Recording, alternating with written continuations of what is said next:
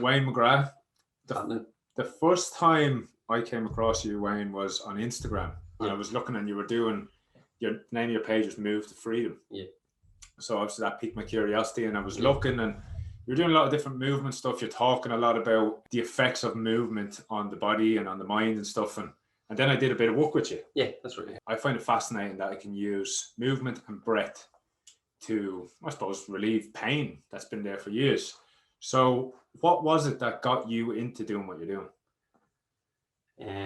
Yeah, like we can, like there's certain ways and things we can influence the body, and like what you're saying about the breath and the movement, like we can influence the body through the nervous system. Basically is the body, so we can influence that through movement, through what you could say tension, which is like strength training, and we can also influence it through the breath.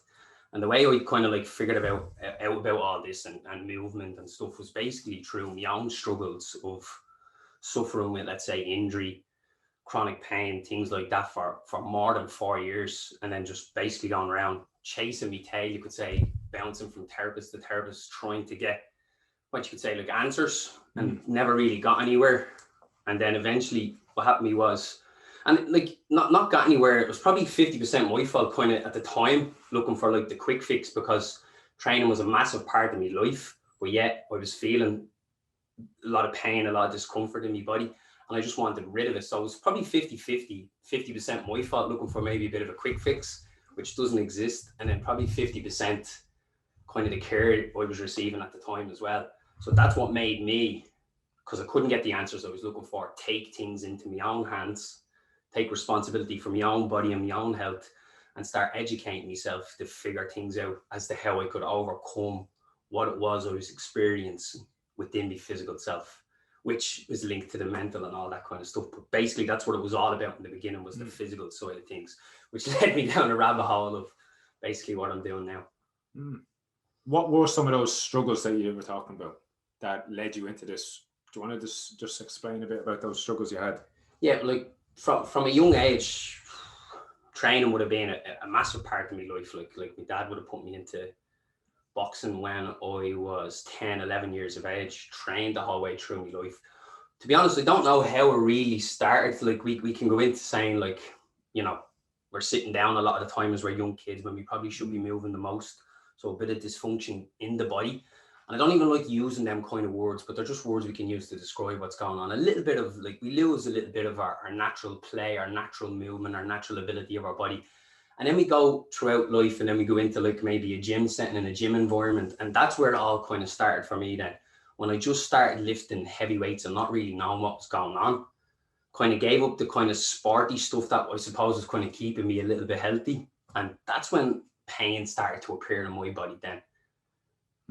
Like my body started to break down because I was probably loading up, not training properly, and loading up on top of a body that wasn't fully able or fully developed for the tasks I was asking of it at that given time.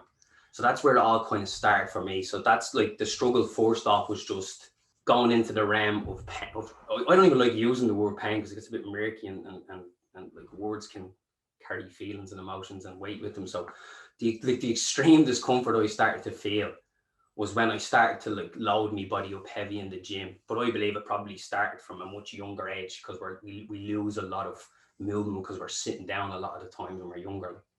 Yeah, so that's where it kind of started for me. Was I remember we were chatting before, and you were saying about when kids are at that age where all they want to do is play and move, and then we get put into school at like 4 or 5 years old, and we're told to sit down and we're sitting down until we're 17, 18, 16, 17, 18, 12 years. It's not that sitting is bad, but we just spend too long doing it. And it's not even that kids want to move and play. It's the fact that it's in us. It's like within us. It's inherently and innately in us to actually move and explore and play. Like sitting down, particularly at that young age, is like a little bit like, I don't want to come across like I'm saying it's a bad thing, because nothing's bad. It's just it can be a little bit of unnatural, let's say, a little bit, you know, that kind of way. So I believe that's where a lot of kids kind of lose their movement options, lose the kind of health of their body. It kind of starts from that young age of just spending too long sitting down. When if you think back to what we're designed to do as Homo sapiens and go back to the hunter-gatherer, that probably would have been the time in our life from 4 or 5 all the way to 16, 17, 18, where we would have been moving our bodies the most. And like when I say moving, I don't just mean like crawling around on the ground like monkeys or wild animals. We were moving for survival.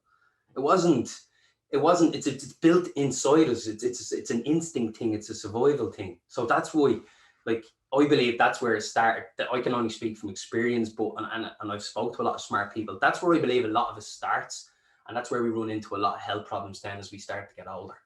Yeah, I was just thinking like a good example of like how you lose that movement is, people say if you look at a baby and they go down to pick something up, they'll do a perfect squat as a baby. So you already know how to squat, and then when we're 18, 19, we go into a gym and we don't know how to squat, we hurt our backs. We need someone to teach us again. So that just is a good example, I think, of like how you lose that natural movement that you already knew as a child. Yeah, and like the thing about that is as well with the baby and the squat, we have to understand as well, there is like our bodies do evolve, so the perfect squat with the baby is a good analogy, but it might not be as well for the fact that like the baby's head is heavier, has a bit of a counterweight. They don't have the bone structure and the joint and ligament stiffness that we have.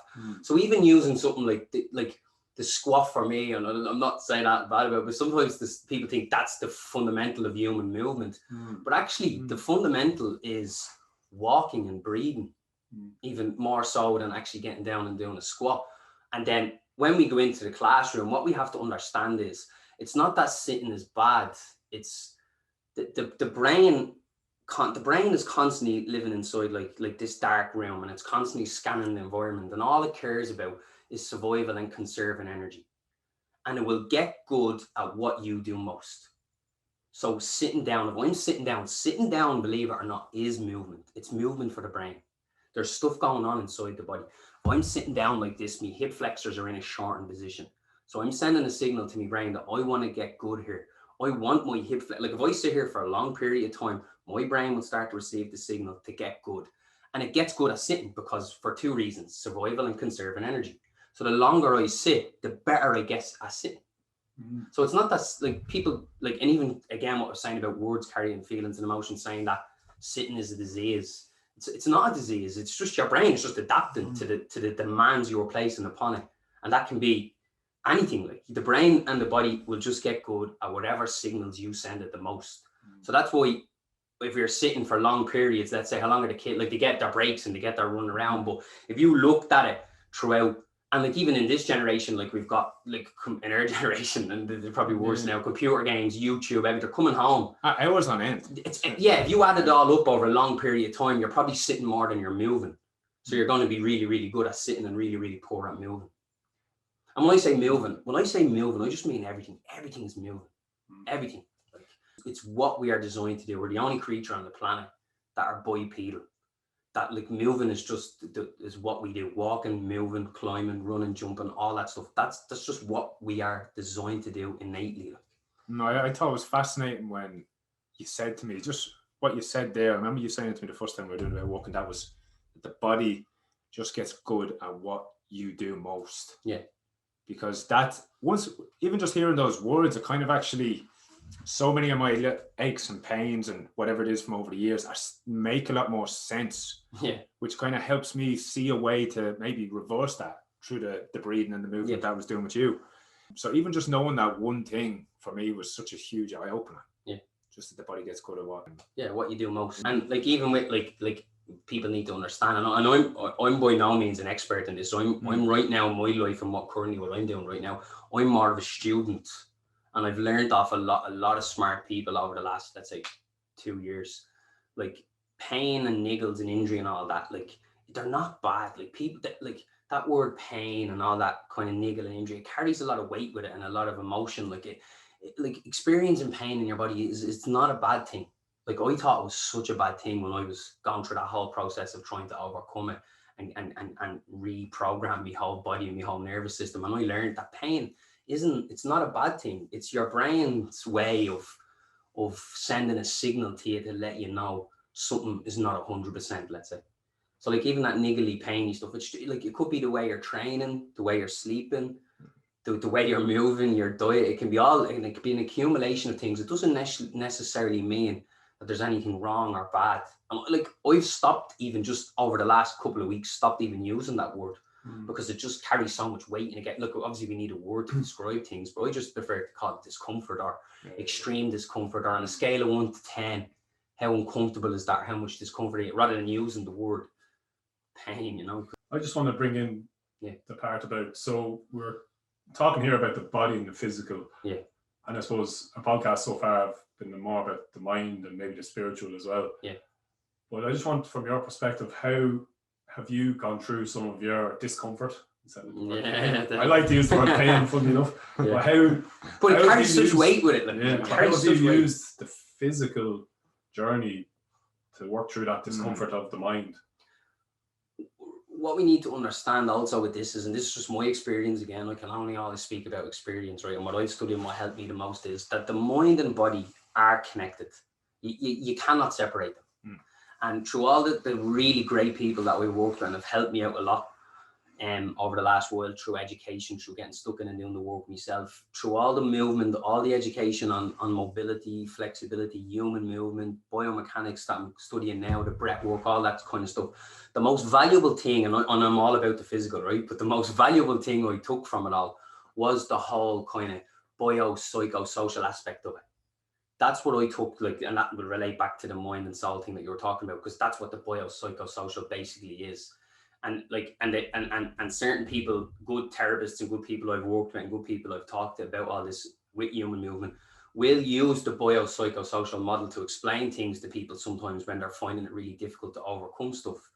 So basically, like, the biopsychosocial is like, it can be everything from pain to disease to your health to human advancement in your mind. You know, it's basically how your thoughts, your feelings and your emotions can like dictate your physical landscape. So how everything is connected. Yeah, and how your like belief systems and your self-limiting beliefs from your mind can affect your physical self. Like if you really believe that you could go get an MRI and there might be nothing wrong with your shoulder. But if you really believe there's something wrong with your shoulder, you'll really believe that, and you'll probably not that it's all in your head, but you'll make the symptom maybe worse. Do you know what I mean? Like our mental thoughts really dictate our physical landscape and our bodies, like, you know. So like it's back to what you're saying, it's all connected. Like, you can't separate the mind from the body. And with Move to Freedom, your company now that you have, that's to, now quote, tell me if I'm wrong, that's like your goal is to help people free their mind through freeing their body. Yeah. For you, what were your physical or mental discomforts that you had that brought you, like, what? I remember we spoke before and you told me a few. Do you want to just touch on those? Like what your breaking point was that you went and immersed yourself in all this to free yourself? Yeah, so it's like anything else, and it's like, even I think we touched on it before, was like, you know, when you go into the gym and you have that kind of insecurity thing, so you just want to ego lift and you want to get big and you want to get, and you just do everything kind of arseways and all that kind of stuff. So originally with me it was just getting niggles and injury, and this is going back 4 years ago. But that, because I never fully addressed it, or probably like as an industry as a whole, it's kind of behind as such, like rehab and therapy, and that's just my opinion. Like, as an industry, as opposed to other industries like the technology or the engineering, like, it just does that. The whole human thing is the whole human body works, all that kind of. I find it's a little bit behind. That's just due to research and things like that, because it's hard to get good quality research. But anyway, when I started, it was just niggles and stuff like. But because I never fully addressed it, and then obviously poor lifestyle choices as well, it all just accumulated up so bad to me that I basically was riddled in chronic pain coming towards the end of it all, and had lost basically all movement in my body, where I had to stop exercising. And what age were you, sorry, at this stage? I'm 30 now, so this started when I was 25, and I only decided to address it properly the last 2 years. Probably the last 18 months mostly, but 2 years it kind of started. And at that point I bounced around so many different people and stuff, and I never knew anything about biopsychosocial, nothing about the mind, none of that. For me at that time, I'm gathering information and understanding all that now, but at the time it was just physical. And I've known I've been to gurus, movement specialists, chiropractors, osteopaths, a good group of all different kind of ranges, and no one ever spoke to me about the mind, or just I'll explain on a second where I learned from. No one talked to me about that at all. And then the breaking point for me was when things got so bad, I'd lost everything, I had serious pain. I had a herniated disc in between C5 and C6, which caused a lot of, again, that fear, that oh, my neck is gone, I can't move me. I could move my neck. It wasn't, when I figured out how serious a disc is, it's not even that serious.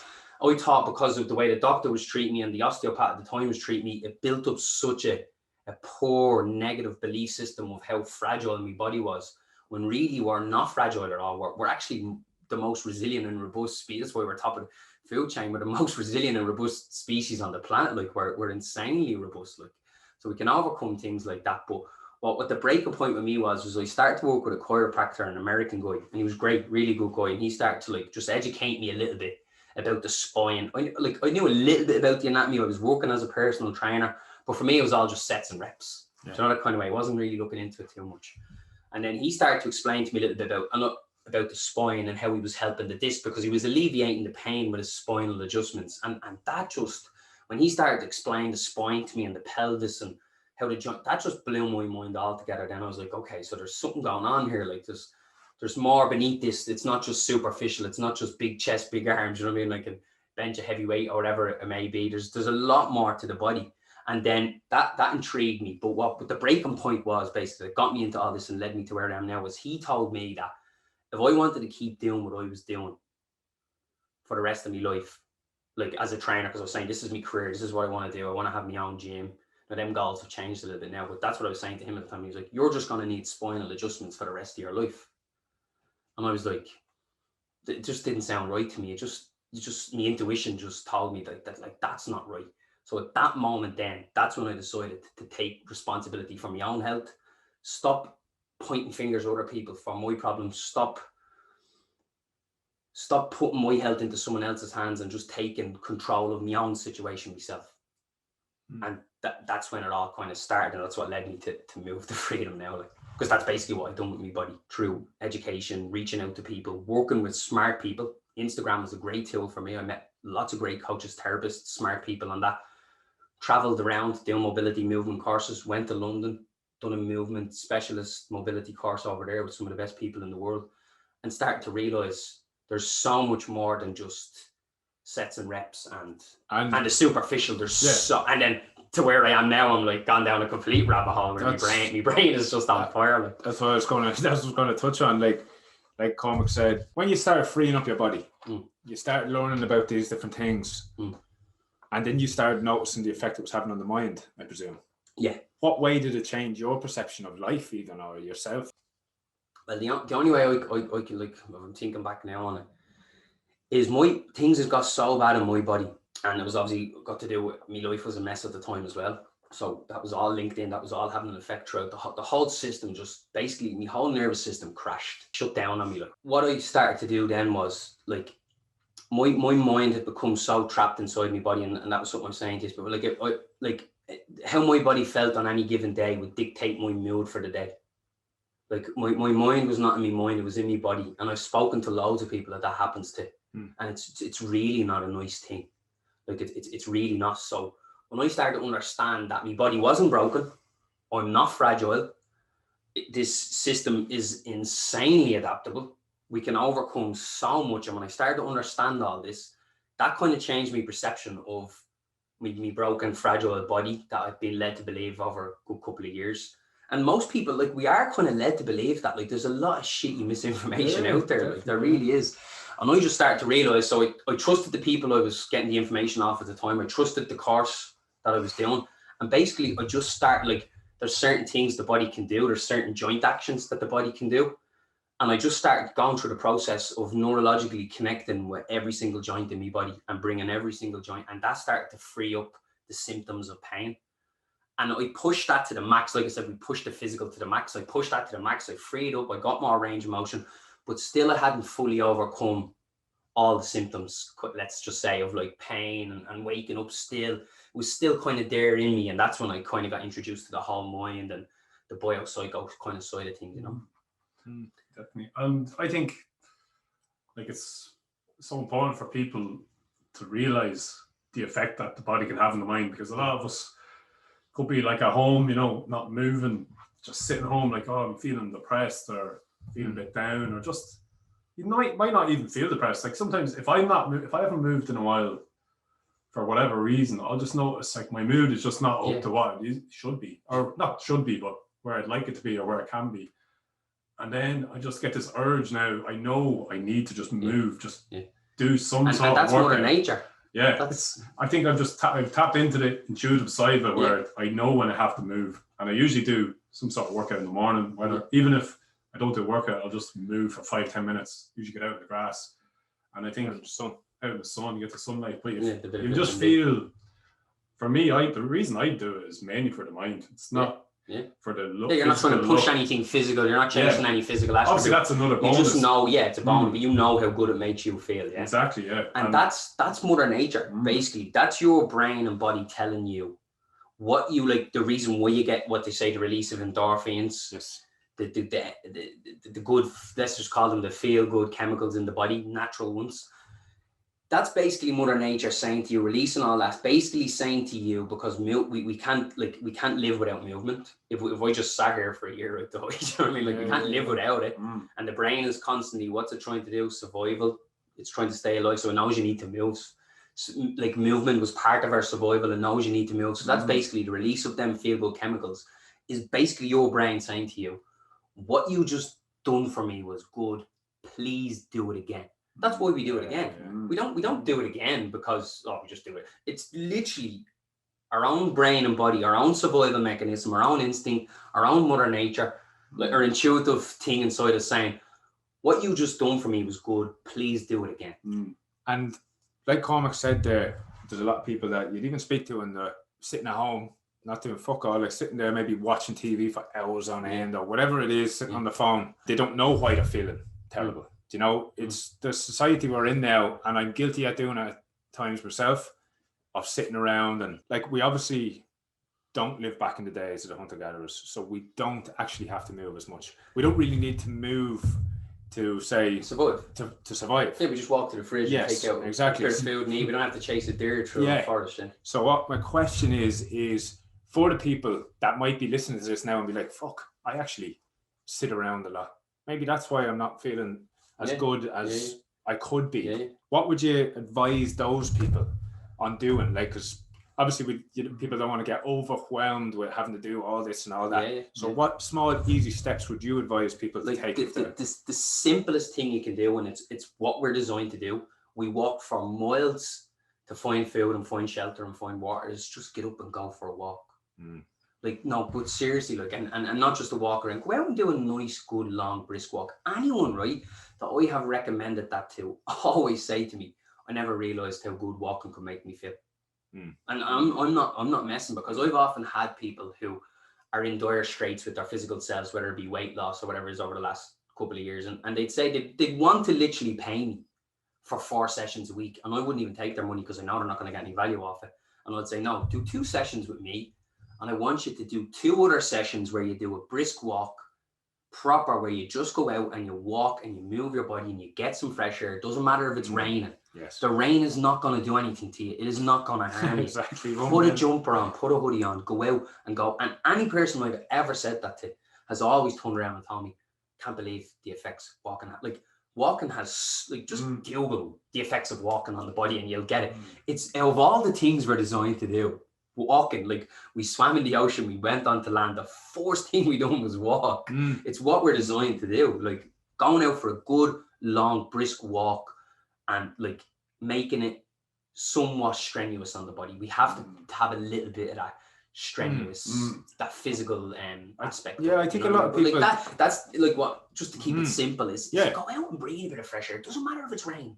Yeah. Really, it doesn't matter. We did that. Myself and Cormac got into a really good routine of a fasted, no, I'm not even going to get into fasted, but of a walk every morning. For a long time we stuck to it, and I'm guilty of not keeping that up still. I still go outside, but of the walk I have sort of let that slip. But we were just doing it every morning before starting anything else.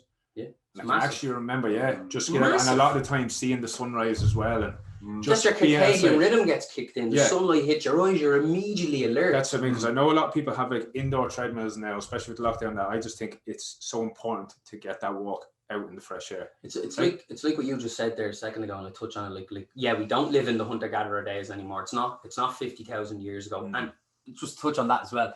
People think 50,000 years ago is a long time. I can guarantee you now, do the maths, you wouldn't click your fingers as fast. We have not evolved at all.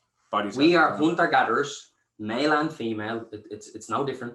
We are hunter-gatherers in a modern world. We have a hunter-gatherer brain. We have a hunter-gatherer body. The only thing that's changed through all that is culture.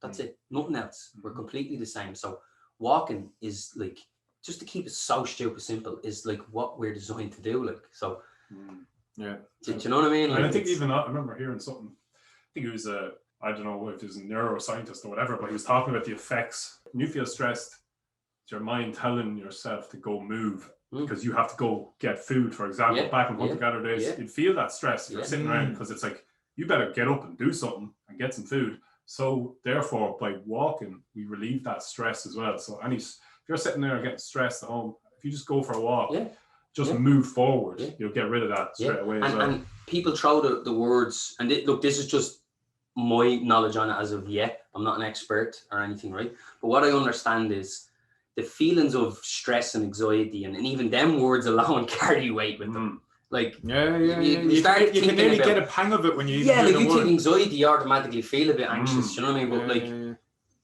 But every single emotion, and this is just what I know, and I could be wrong, is an instinctual thing for survival. Like anxiety is not a bad thing. It's just when we have too much of anything is a bad thing. Too much movement is a bad thing. Too much sitting is a bad thing.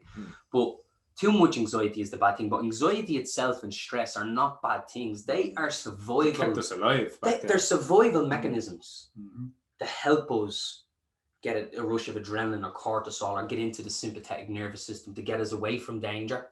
Or when we felt tired chasing the deer, because if we didn't catch that deer, the whole tribe are going to die. We had to get that anxiety. We had to get that rush of adrenaline and you know what I mean? And it's the same thing. Like if I... But people nowadays, sorry, just to cut in there on that, we're still getting those anxious feelings and whatever, and it's stressed out feelings, but it's coming from, instead of it being a survival thing now, it's coming from things like social media. Or even exam pressure or whatever. It's like microdoses, little mini doses of stress. But if we go and if we don't notice them, which we're not taught to learn them, which is what the great work you are trying to do with the youth of today. We're not taught how to deal with them, and little small stuff can accumulate big over time. Explodes then. So if you take the hunter-gatherer, one last time we'll touch on that, getting chased by a lion or a wolf, right, whatever you want to call it, in the desert or the jungle or the forest, and he's getting chased by a predator. He needed a big dose of let's say anxiety, stress, adrenaline. He needed a big dose of it, the panic breathing, the sympathetic nerve, and he or she would have to get the bloody hell out of there. But we get that now on a micro level. We get kind of similar thing. This is just my take on it. And what I've studied and learned off other people is we get like a little micro dose of it. So anxiety isn't literally a bad thing. It's just when it goes unchecked and it builds up and it accumulates. Then it's like leads to like chronic stress, which is... And then leads to depression. Yeah. And you're just in that sympathetic nervous system for way too long and you can't recover. Yeah, you can't. So what people... I think, that's why breath work is so big. Yes. Because it's helping people get out of that the sympathetic, and get more of a sympathetic tone and more of a relaxation into their body, you know. What I think, just from listening to you there and myself and Cormac, kind of have a plan in place for this, and it's flushing out those micro stressors every week. Yeah. Do you know? Brilliant. We came up with a little calendar routine. He done a calendar, and it's about getting rid of your micro stresses, having daily rituals, weekly rituals, monthly rituals. Every 3 months and every year. And like obviously you have different ones for different things. So it's like daily meditation. You know, that can get rid of the micro stressors of the day. A weekly one we would do is a sea swim. A monthly one we'll have a gathering of men like you were at the other day. Which was brilliant. And that's thanks for inviting me. Yeah, no worries, man. It was great to have you. And to see even you expressing yourself, saying something you'd never said before. And it's that gives everyone power. Or just gives everyone kind of a relief. Yes. Taking that, instead of it being up here, we brought it down to here, and we were able to kind of feel good after it and not have to lead down the chronic road of what was saying. With all those things, having your dailies, your weeklies, your monthlies, having those things in place just to flush that stuff out, just to flush out your little micro stress and not let them build, not let them lead down to like that's what I didn't do for so many years. I used to just let everything build up and how you and what does that lead to? Poor lifestyle choices and stuff that you know is wrong and you still go and do it because you just don't know how to deal with all that stress. You just don't have the awareness, so you're just completely unaware of even why you're feeling that shit at that time. Then and it's and I think like for some reason it happens to me still sometimes. You know, when you're in a really good place, you think, Jesus, I'm just in a great place now. I can't see myself, you know, going back and having all them like mental struggles or whatever they are. But then inevitably things come up and you go like, you have your dip, your ups and downs. But I suppose once you just realize it's not always going to, when you get up, you're going to go back down and just, you need to put some sort of things in place like meditation. Like I was saying, sea swims, just prepare for them down so then you can just flush it out. I just kind of wanted to go back to that, the men's circle that you were at. I think what I realized from the last one was it wasn't even me sharing what was on my mind. That helped a lot, you know, once you share it, it's off your chest. But it was also just hearing everyone else's stories and like what they were struggling with. Just the exact same. I took massive power from that boy, sitting there and looking around at a group of other people, group of men, and everyone actually had something to say. They actually genuinely had something like that they weren't feeling great about. Where you made me think, geez, I'm not the only one that has these negative. Like everyone had something of some sort to say, and then you could kind of relate yourself to what that person was saying. It was just massive. Like that was really massive. Like for some reason, you always start to think like I'm the only one that thinks like this, or I'm the only one that's going through this struggle. And it's like, you're not the only one. There was like 9 lads there or whatever there was, and you're not, you never will be. And that relates to like caring what people think. 9 out of 10 times, nobody gives a shit. They're too busy with their own problems. They honestly don't care. You believe it, but look what you're saying. You believe that, but it's you. It's your own little self that's doing that. Like we're constantly in our own head. Like this is something we found out about a year ago. Like we have about 20 to 30 different conversations with ourselves throughout the whole day, all day long. We are constantly in our own head having conversations, and if they're really bad, negative stuff, that's going to present itself into the physical self. Like so, understanding that there is other people out there that are feeling the same thing. You're not the only one.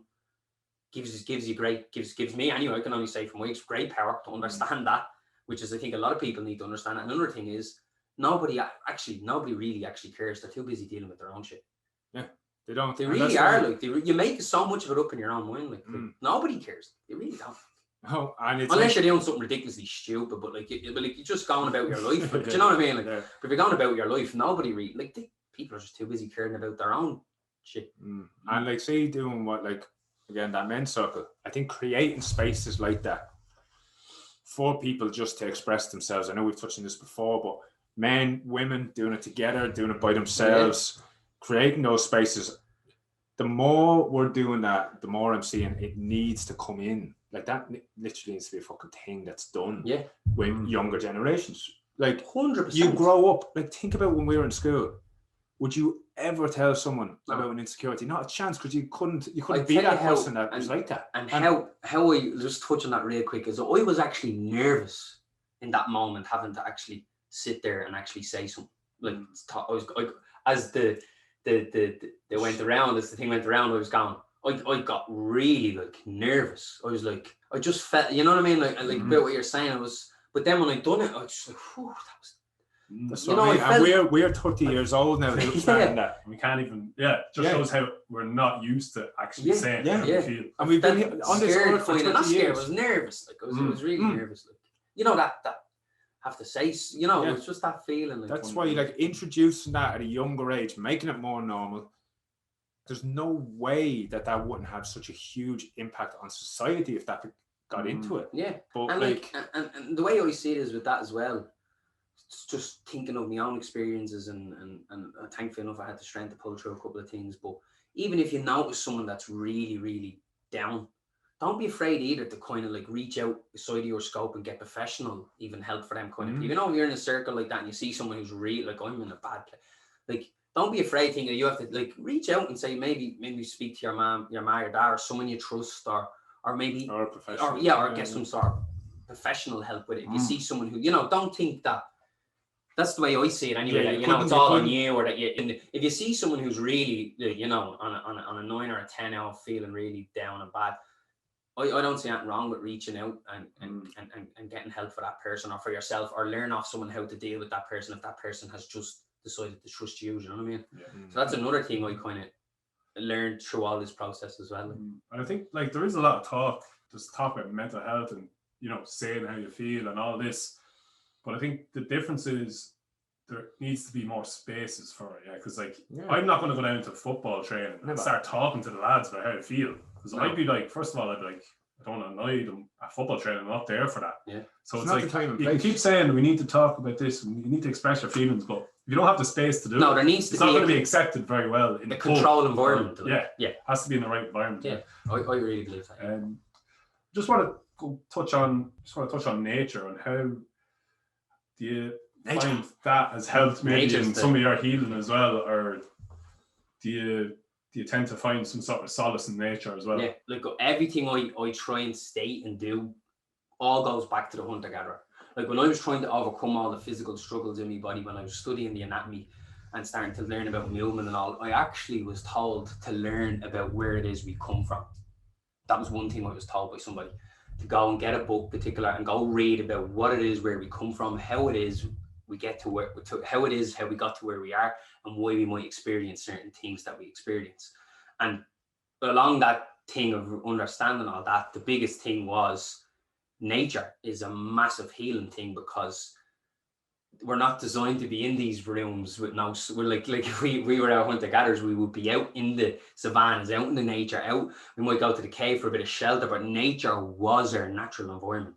That's why when you do go into nature, like you were telling me, it's your favorite thing to do. Like it's just it sparks a thing, an instinctive, intuitive thing inside us. Like so, like nature, I can't even begin to just say how good nature is. Like it's massive, and anyone you know, like you'll talk to lads because you feel connected when you're in there. Massively, it just sparks it in you, and especially like.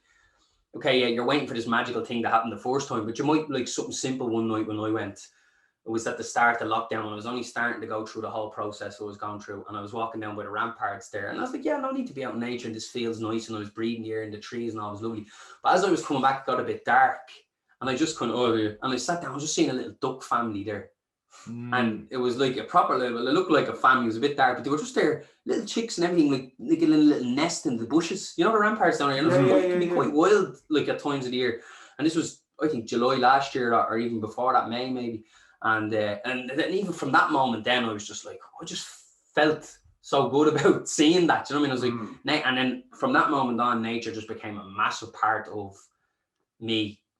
Let's say pushing down that anxiety and that stress and helping. Yeah, for me as well. Going back to those when we used to do those walks, I've kind of started doing them again. Yeah. But that was taking me out of my reality for a while and my head. You know, you're talking about those conversations you have in your own head. Yeah. It was just taking me out of all that. And just when I used to look at the field, I used to go to this field every morning, look at the view, and I tried to focus on a bird or something. Yeah. And just imagine myself as that bird instead of Cormac Noonan and all the shit that goes with who I think I am. Yeah. And I think that's what it does. Nature, it just takes it out of yourself and into the rest of the world. And you realize as well, like if you're looking at a big landscape, how small you are in comparison.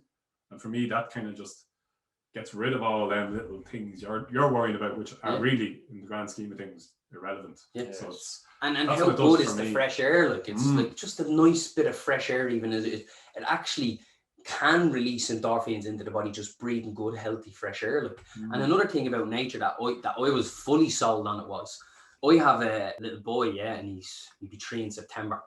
And just watching when you let him go, like in a field or a forest or on the beach or anywhere, he is gone. He is in a world of imagination. And that's what sold me on the whole hunter-gatherer thing. And I know that's a hard sell for people sometimes, because, what are you on about hunter-gatherer? Well, we'll go out with that. Because they're just not ready for that yet, really. Now, I try and slowly drip feed it to people that I'm training, do you know what I mean? Just because some people just aren't ready. But that sold me on the whole. It's just in us. It's who we are as Homo sapiens. Like the minute you step out in your bare feet in the wet grass, how good does that feel? And when I just look at him, like when I let him go, and he's just gone. He's not afraid of anything. He's not afraid of spiders. He's not afraid of bush, like rats. He's not afraid of it, because I haven't instilled that in him either. Like spiders are lovely, and he will just run. But like I don't want him to have fear of nature, because it's not. And like a lot of us are kind of like our self-limiting beliefs and the belief systems we get instilled on us by maybe our parents and other people. I didn't want that for him, so he will literally just run into the bushes and just jump around. And I'm like, that is just, but it's so natural. If we could just pinch a little bit of that and give it to ourselves, you know what I mean? So that's what I try and do with nature when I look at him doing that. And then another one I'll tell you is about me and two of the lads there a couple of weeks ago. We went for a hike across the Wicklow Mountains. Yeah, we went across the Joust, the Spink Trail. Yeah. But what we done was, we said we'd get up there. Yeah, all across Glendalough. Yeah. And we said we'd get up there before anyone else was on the mountain. So we literally got there 5:45. We were on the mountain, halfway up it, like up the good chunk of it, by about 5:15. There was nobody around, and all the wild animals were still there.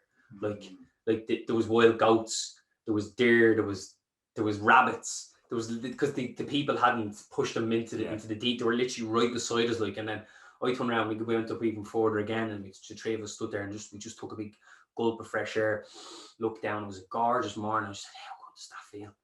And the two boys were like, it just feels fucking amazing. Like, so we done the whole trail, came back, done about a 5-kilometer run then around the whole park, came home, and one of the lads is building a recovery room, and he gave us a go of his ice bath and his sauna and all. Like, so we just, our brains and bodies had just got an influx of pure natural endorphins and chemicals.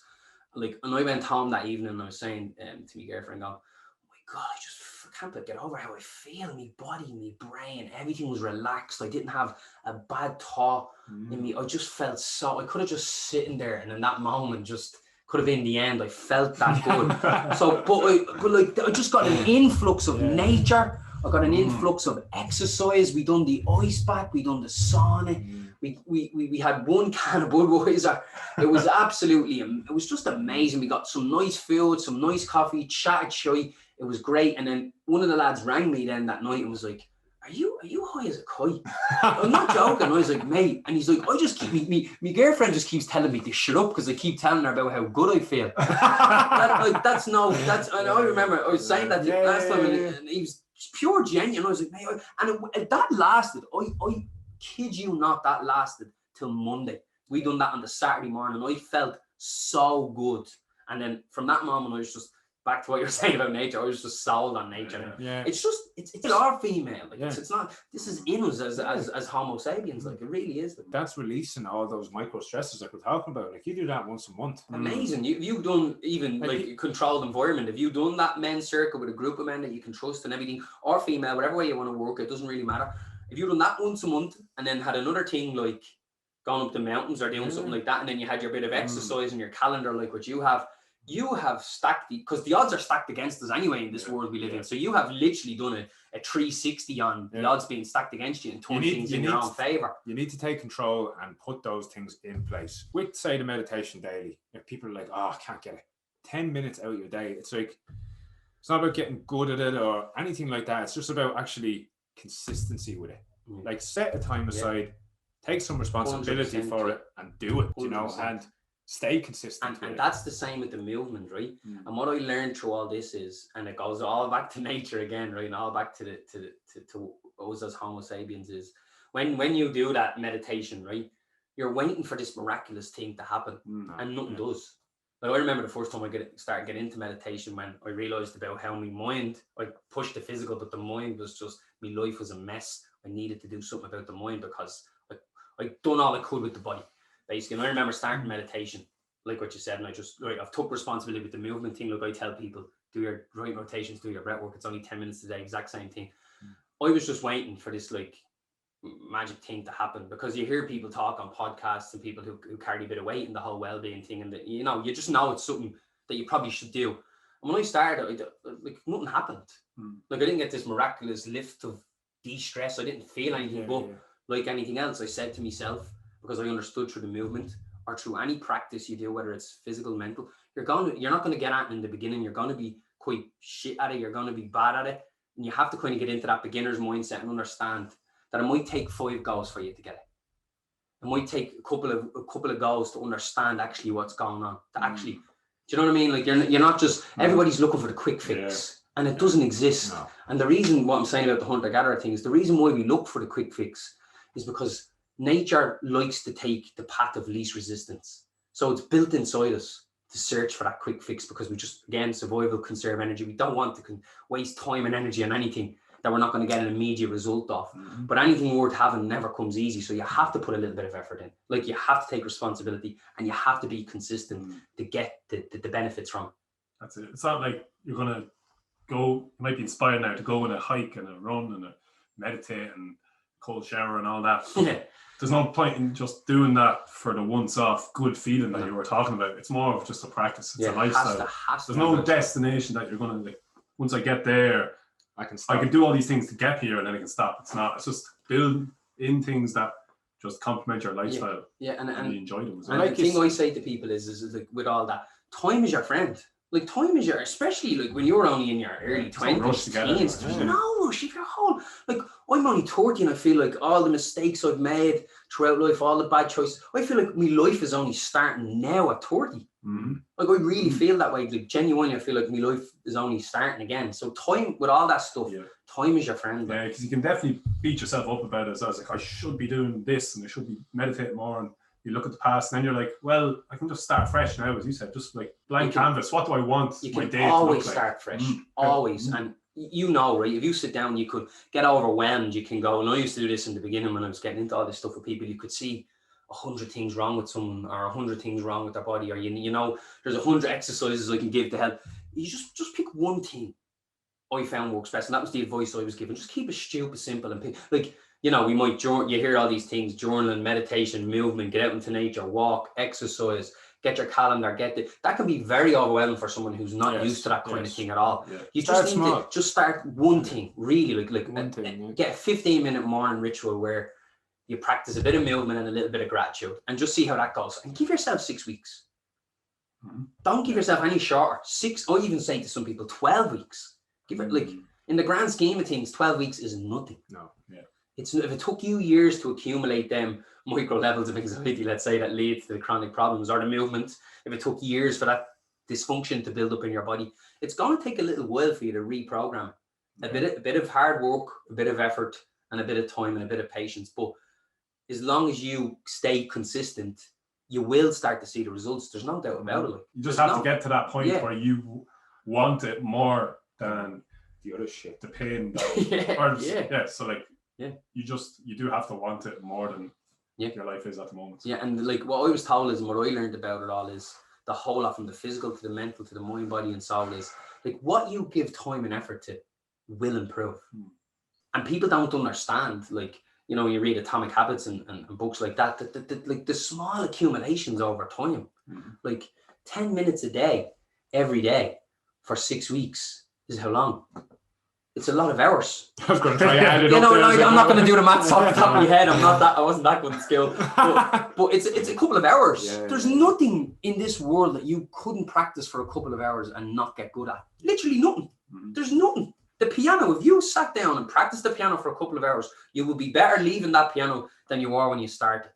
So the power of like 10 minutes a day, every day. So let's say 70 minutes a week. 70 by 12, 700, 840 minutes, is it? 420. Whatever, 420. Fuck, I don't know. 840 minutes, is it? How many hours is that divided by 60? But it's a lot of hours. You're going to improve. You'll have to leave it in. You'll have to. 3 idiots here trying to do this. Anyway, forget about it. But compared to me, it's a lot of hours. It's a lot of hours of practice. But people think that, like, the thing I was told when I went and done that movement specialist, and the guy was up the front of the room, and he was a very impressionable character, and he was like, people overestimate what they can achieve in a week and underestimate what they can achieve in a year. They try to get it all in a week, and then when shit doesn't go their way, they just throw it to the side. Where if they went, hold on, and that's what I had to do with my body. I had to do that.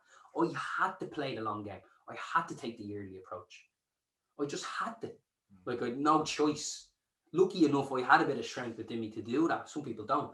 But I had to just bite down on the bit and just go, right, I'm playing the long game, and look where I am now because I did. Exactly, it shows. You know, and it's living, like I'm living proof that you can do it, and like, and I've made tons of mistakes, professional or personal, professional, everything, like, but no matter what, everybody messes up, everybody fucks up. Do you know what I mean? Just you can always start a fresh sheet and let that play the long game and let time accumulate in your favor. I think that's what will benefit your coaching so much, is the fact that you have to do the work yourself. You know, I don't think there's any better learning or teaching than experience. Practical application. Practical application is massive. And if somebody was looking you up or that, how would they find you? Just currently now, just on Instagram, just me throwing videos and waffling on my story about fitness and health, and basically all I'm doing is just really sharing a story. That's Move to Freedom, isn't it? Yeah, move_to_freedom. And that's just basically what I done with my body. So that's where I come from that. And when I say the word move or movement, like, I mean everything.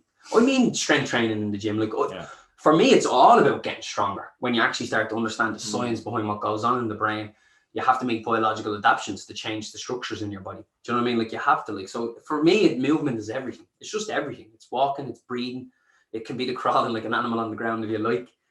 Great coordination skills. but people hear move and movement. I've had people message me and they think that's what it's all about, but it's not. I'm just about everything. Basically, well, I've been learning off other people and other people who are really experienced in movement and understand it so much, and just following them on Instagram is just what I like to try and do, is just give people kind of what they're missing a little bit.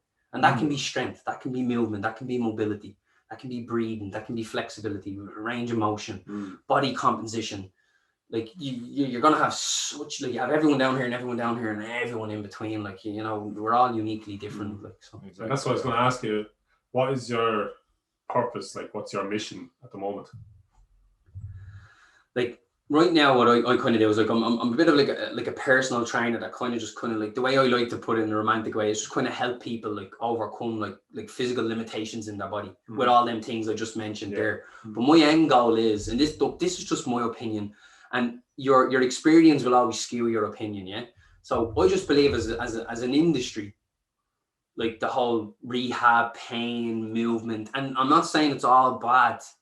There's some amazing, smarter people. Hopefully I didn't even butcher any of this stuff I'm talking about compared to the people I've learned off.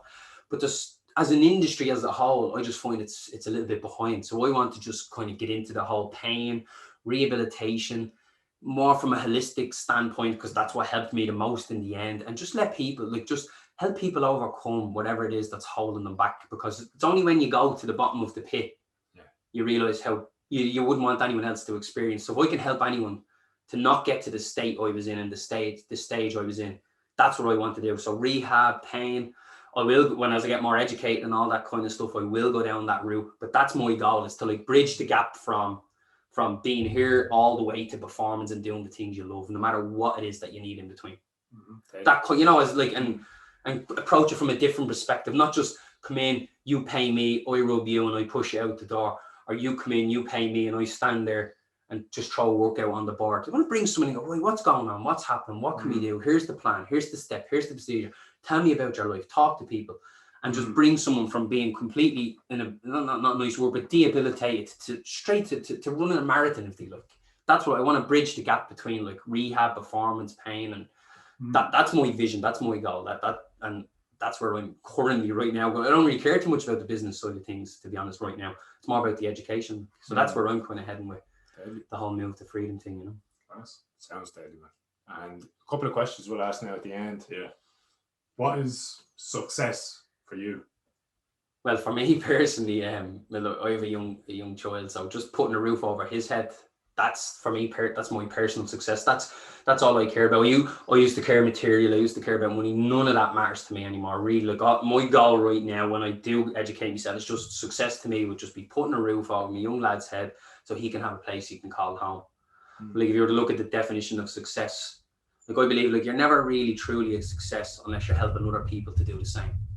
That's like, and that was told to me by a good couple of people. Like really, like we can all, the cult of the celebrity and all these different things, and people like to think that's all success. It's not really. If you're out there doing what you lads are doing, helping people, trying to tap into, going to the source rather than waiting until there's a problem. You know what I mean? Like what's that saying? An ounce of prevention is worth a pound of cure or something, whatever that saying is. I don't know whether I butchered that or not, but you know what I mean? You're going to the source. So just going out and actually, that's when you're a success. When, like, it doesn't matter whether you have money or anything, or you have a nice car. It doesn't matter. If you're out there genuinely, passionately, from deep inside you, helping other people, that's success. Well put that. And the last thing I'd ask you, if you could give your younger self some advice. It is a new podcast. A couple of slaps talking about it. That's it. Simple. Do you know what? I grab myself and just shake my own head. I just grab myself by the head and shake it. And that's just my personal thing. What would you say though? What would I say? Do you know what I'd say, right? And this is, I don't want to be cliche or cheesy, and I actually did think about this. You hear people saying just be yourself, right? But my own battle and my own struggle was, don't be afraid to be yourself. People are afraid to be themselves. I was afraid to be myself, and I battled being myself for years, which led me to make mistakes, which led me to feel like shit. I understand all that now because I've gone deep into my own mind over the last year or so. I understand that now. I'm more mature now. I understand that. But that's my advice would be, don't be afraid to be yourself, Wayne, and get over yourself. Like, don't be afraid. Like, you know what I mean? No one really gives that much of a shit. No, don't be afraid to be yourself. Like, really, because I was doing a breathwork session a couple of weeks back, and that was the main thing that I seen myself in 10 years, and he spoke back to me, and what he said was, even at this stage, even though I thought I was being honest to myself, like being myself, he was like, be completely honest to yourself. Because in a 10 years time, you'll regret not doing it if you don't start doing it now. And that made me look at myself. I was like, maybe I'm not being 100%. You know, you can be 80 and then still hold on to a bit of and I'm along the same lines as bit of the act. It's hard to drop it all. Yeah, it is very hard. Completely, you know, but it's just, I suppose, taking the steps. It's very hard to shift the paradigm in your mind. Like, it's so hard. Like, it takes a lot of hard work. Like, I don't mean to discourage anyone from that, but it does. It's really, it's just a step-by-step process. To get rid of your belief systems. Like, you think them systems have been instilled on you through experiences and through other people for 30 years. It's going to take time to overcome. Like, look, we all make mistakes. We all fuck up. So what? Get over it. Like, get over it. As long as you're not doing anything ridiculously stupid. Everybody does it. Like, I could literally think of everyone I know has fucked up along the line somewhere. I even spoke to my own father once or twice about it. Like everyone's messed up. They've made mistakes. They've done things they regret. Just have to be honest and get over it. Really, just be honest, get over it, and don't be afraid to be yourself. Keep trying. Like, I think it's great to have that vision of who you want to be 5 or 10 years time. Because I was actually thinking about that recently as well.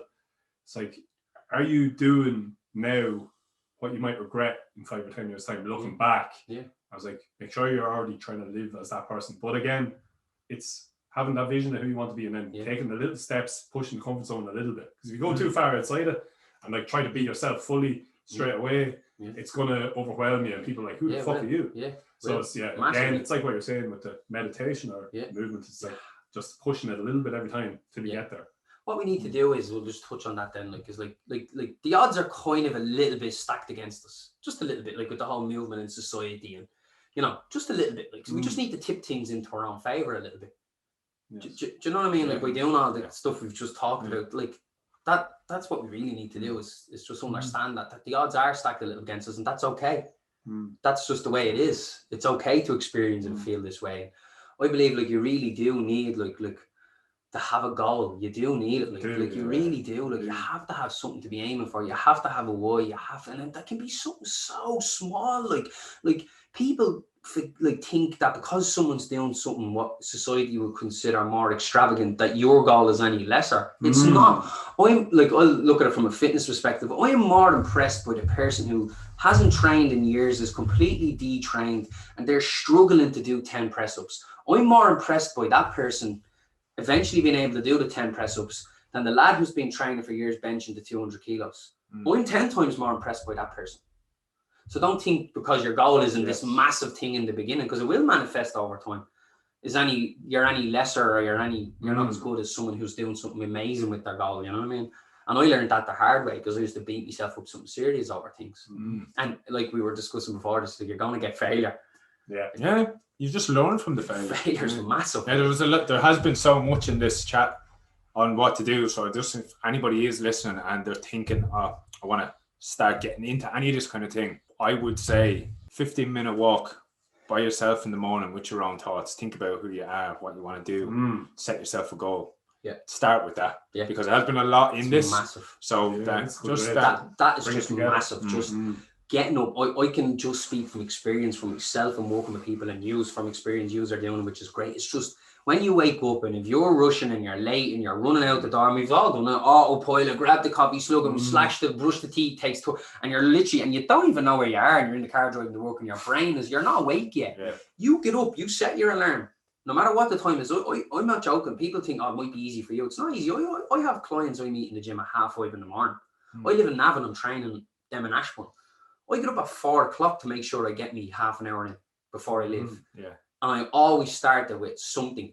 More than likely, I'm going to say movement, but I'll do something. Walk, move my joints through fullest range of motion, get down on the floor, do some breathing. I will always bring myself, awake my mind, awake my body, become more aware of who I am and what I'm doing before I leave the place. Always, like, and no, I didn't always do it. I'm doing it now the last 18 months. Yeah, and it's massive.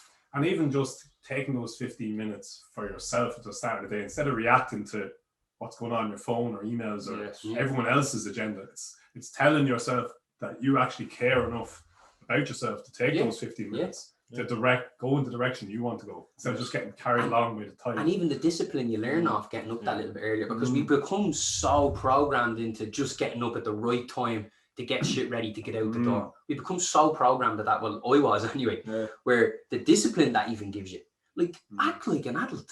Yeah, responsibility. Act like an adult, you know what I mean? Yeah. Like, it's 20 minutes. And then, like we touched on before, is like, in another conversation we had, was like then you have your morning, get that, and then your evening routine, as well as another thing you can focus on, because sleep is massive.